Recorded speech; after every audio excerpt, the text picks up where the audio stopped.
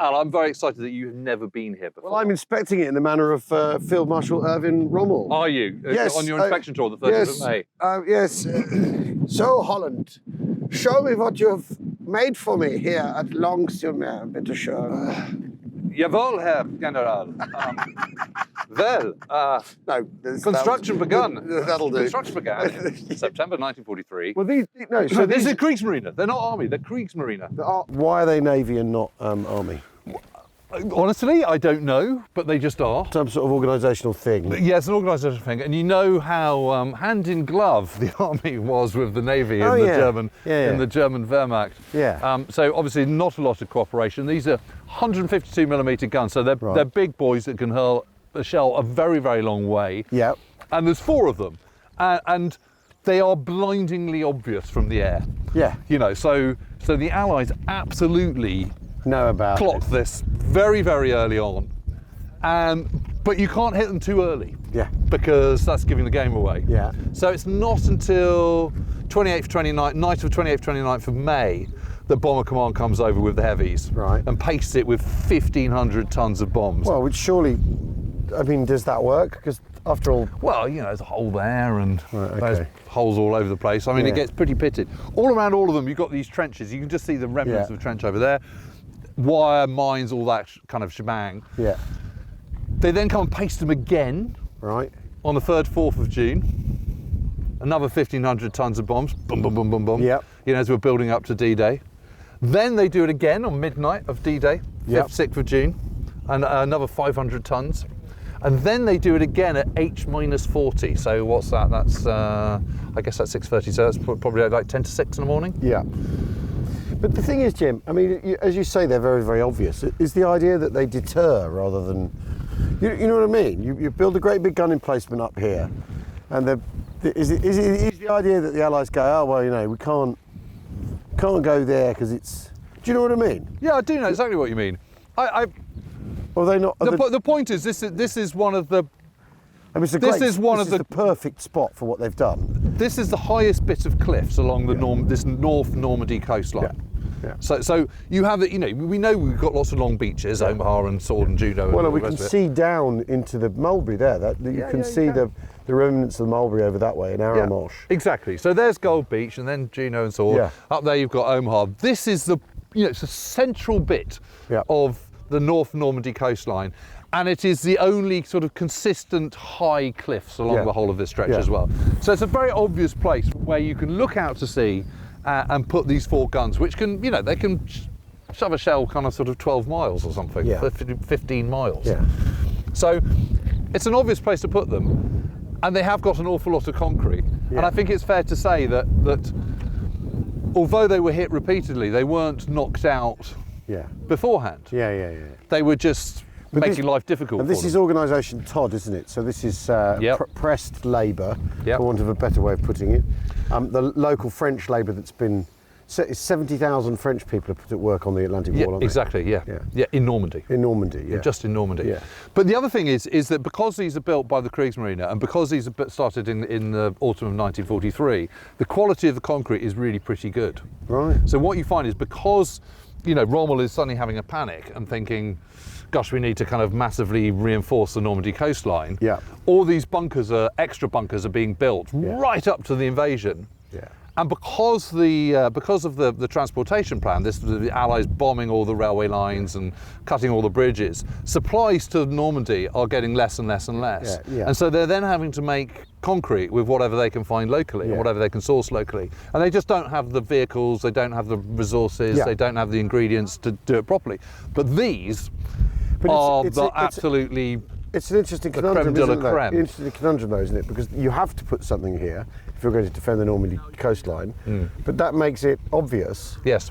So you do it, so it's a target, so it gets attacked. Yeah. So there's a sort of circular logic to that, isn't there? Whereas you could put nothing up here. Yeah.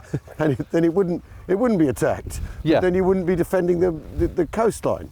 But it's not really Bomber Command that does all the damage. It's the amazing naval gunnery. And they open fire about 5 a.m. Yeah. And are just absolutely pasting. And how far out are they? Well, that's like 6 miles. 6 miles, so kind of on the horizon. Yeah. Right. Yeah. And shells are just absolutely hurtling in at this point.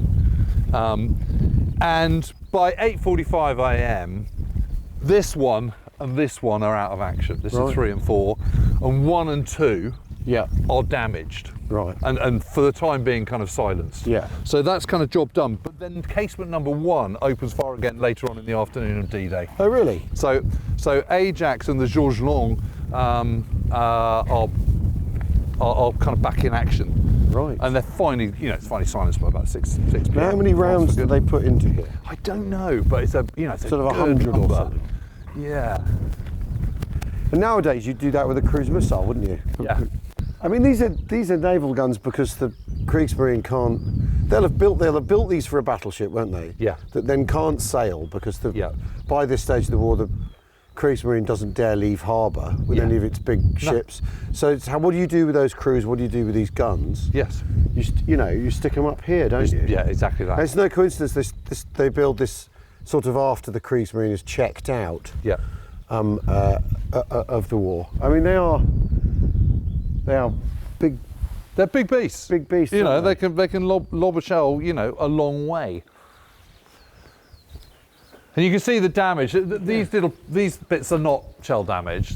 Those are things for kind of affixing camouflage nets and stuff. But you can see the big shell dent here. Yes. But you can also see the quality of the concrete, because this is in really, really good condition 80 years on. Yeah. And you can see that's been hit by a shell there. And yes, but if I'm in that bunker, well, obviously you're not, are you? Are they returning fire? Yes, that's the whole point. Well, they're returning fire until 8:45 a.m, and then all 4 are silenced by that point. And Ajax hits one of them, and you can see on one of the breaches, we'll have a look at this in a minute, the lozenge shape scuff. Gouge that's been knocked out of the breach. And that's just, it's good night Charlie for that gun. I mean, it's never going to fire again. No. And that is an amazing piece of gunnery. Yeah. I mean, I don't know. There's no record of them sinking anything. No, I can see myself, though, at that point, being sat in an outhouse holding my helmet. Yes. In a trench. In a trench, thinking the universe is ending. Yes. With that kind of gunnery coming from God knows where as well. Yeah, because the sea is full of ships. Yep. And some of it shooting at you. I mean, it's an amazing sight, though, isn't it? Yeah, it's incredible. And I love the fact it's just been left, and it looks like what it is, a knocked out gun battery. Yeah. But it's a serious bit of concrete, this, isn't it? Yes, I mean this is German engineering that the German engineering people like to talk about. I think we should go and see the observation post. Right, okay.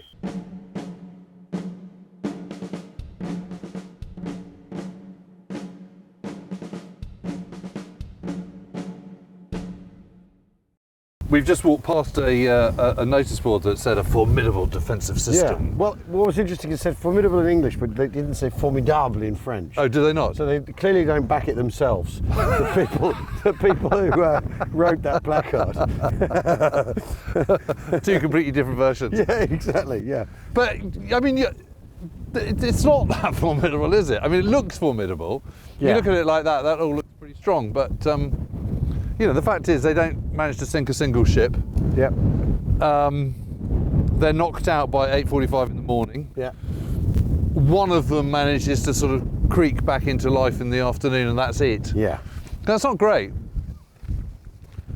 But I mean, I wonder how much practice they had. How well trained? I think that's an how well trained are the crews? Probably not well trained at all. And how realistic is putting this here anyway? Yeah, and I think really good naval gunnery is such a skill. Yeah. And it's something that, from the kind of Allied Navy's point of view, we just completely take for granted. Yeah. We never talk about that. We tend to kind of sort of focus on what we're not so good at rather than the things that we are really good at. Yeah. Naval gunnery is just second to none. Yeah. And the fact that HMS Ajax fires from 6 miles out at sea and manages to hit the breech of one of these guns is that's incredible.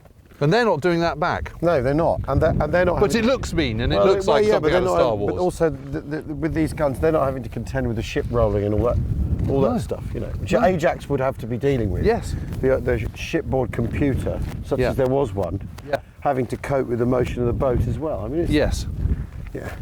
Oh, look at this though. Yeah. This is. Come on, is this a Nazi mega structure, Jim? Is it definitely mega? Yeah, it's I think definitely it's pretty mega. It's massively Look at mega. it.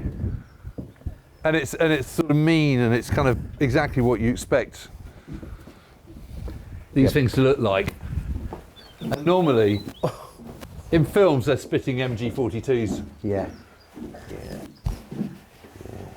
It's very cool, isn't it? It's extremely cool. But it is just an observation post. Yeah. It's not anymore. So honestly, none of this foliage and green fecundity would have been here in 1944. I mean, the odd splinter could get in here, couldn't it? Though that's the other thing. I mean, I know we're what 2 meters back from the sort of or more even from the end of this piece of concrete. But I mean, that's a lot of concrete, though, isn't it? It's a lot of concrete. They like their concrete. I mean, you could argue that. I'll tell you what, there's absolutely no way that get past UK. No, of course not. If you're a German concrete baron, you're doing all right, aren't you? Yeah. Oh, in fact, I'm looking at it now, and I'm seeing this sort of faded, rusted. And you're thinking iron, maybe we should get out of it. And I'm thinking there's kind of, at least 100 tons of concrete above me. Well, it's been a lot of fun.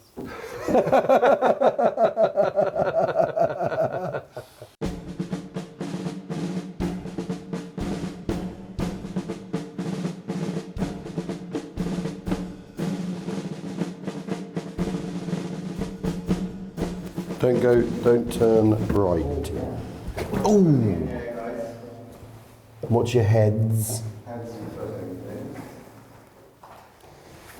This is exactly the kind of place where this would cost us an extra £5,000 to visit for risk assessment. Oh God, yeah. I mean, think I think the upstairs bit would be better. Think of the money.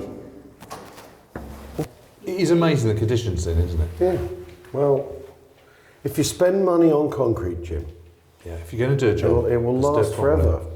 Yeah. It's amazing. I just can't think of anything worse than being stuck in here, though. No. Or bombs are raining down on you. No. I mean, just imagine the cacophony. You'd go absolutely mad, wouldn't you? Particularly if you're a poorly trained kind of Kriegsmarine. Well, I don't know about. I don't know about that. I think no one knows who's going to crack in that set of circumstances today. I suppose you can be the stoutest Fallschirmjäger or whatever. You're on the receiving end of an awful lot of attention, though, aren't you? Yes. Yes, you absolutely are. I mean, I guess the fear really is that the whole cliff collapses by the weight of bombs, don't you think? Well, lots of shells landing there. Yeah. Oh my God, am I going to end up in the sea? Yeah. Right, mind your head.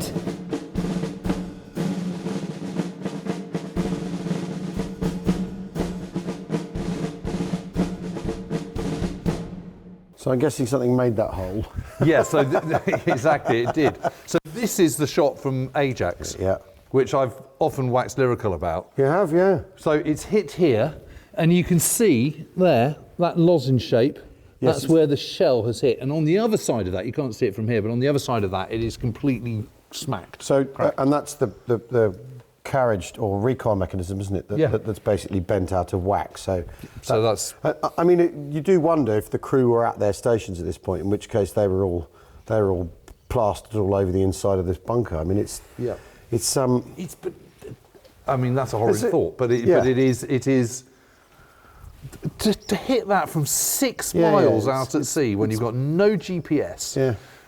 It's not a guided missile. No, this is just pretty done good going, by. Isn't it? However, they're quite an obvious target, aren't they? Yeah, I know, and you've got predictors and all that kind of stuff, but it's not. And you're flooding the area with shells. But yes, it is amazing. It's an amazing shot. It's an amazing shot, and it shows that. I mean, what? There's 4 of these guns. There's 4 of these. And how many? And it's also amazing because that happened on D-Day. Yeah. And how many guns are there on Ajax? Oh, I don't know. They're all kind of 16 or something. Yeah. So there's already more guns on Ajax than there are up on this cliff top. Yeah. So and they're bigger than these, aren't they? Because they're exactly. Like 12-inch guns, aren't they? So although this all looks like a formidable defence, as it says on one of the guide things. It's not really, is it? You need, if you're defending here properly, if you're the Germans, you need. I mean, this is a troop. 50. This is a troop of guns, not even a battery. Actually, Yeah, if you look at it in artillery terms. no, I never thought about it like that. It's four guns. It's a troop. It's not a battery. Yeah. A battery would be 24 guns up here, and then you'd be 12, wouldn't it? A battery. Yes, sorry, no, it would be 12 guns. But this is my point. But even so, it would be, even that wouldn't be up to the job of dealing with what's coming, right? Yeah. Because. Well, let's have a look and see what Ajax had. Well, 3 battleships firing at this. It's like the Germans have brought a knife to a gunfight, isn't it? I mean, it's not good for them. I'm now concerned that there was a crew. Yeah, don't think about it too much. Yeah, I can't think about it too much.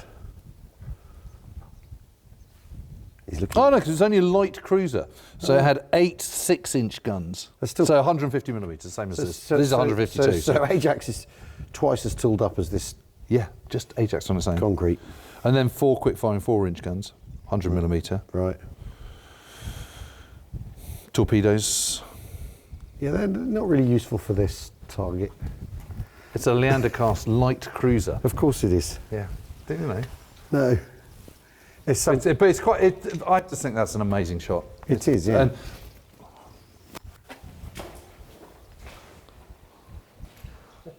but it also, I mean, this sort of demonstrates, doesn't it, Jim? Yeah. That the defending the crust. Oh, that's a good shot. Right. Yeah. If you're the Germans and what you're trying to do is defend the crust, that's quite difficult, isn't it? Because you can't defend everything, can you? No. No. And this is actually inadequate given the task that's coming.